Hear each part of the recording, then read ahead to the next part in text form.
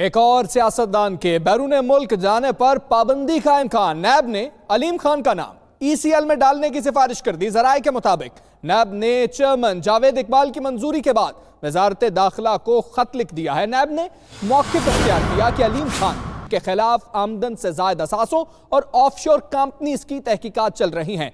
बैरून मुल्क जाने से रोकने के लिए अलीम खान का नाम ECL में डाला जाए।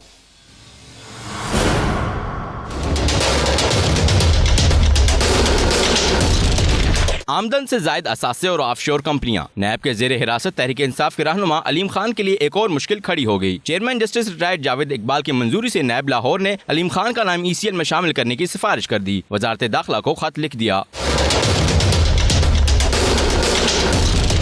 खत में मौक़िफ़ इख्तियार किया गया है कि अलीम खान के खिलाफ आमदन से ज़ायद असासों और ऑफशोर कंपनियों की तहकीकात चल रही हैं। वो 30 अप्रैल तक जुडिशल रिमांड पर हैं। जमानत की सूरत में अलीम खान बैरून मुल्क जा सकते हैं। उन्हें बाहर जाने से रोकने के लिए उनका नाम ECL में डाला जाए। अलीम खान को 6 फरवरी 2018 को नैब ने गिरफ्तार किया था। उन्हें मुतअद्दिद बार एहतसाब अदालत लाहौर में पेश किया जा चुका है। 21 अप्रैल को एहतसाब अदालत ने उनके जुडिशल रिमांड में मजीद 10 रोज की तोसी की थी। शहरियार खान, 92 न्यूज़, इस्लामाबाद।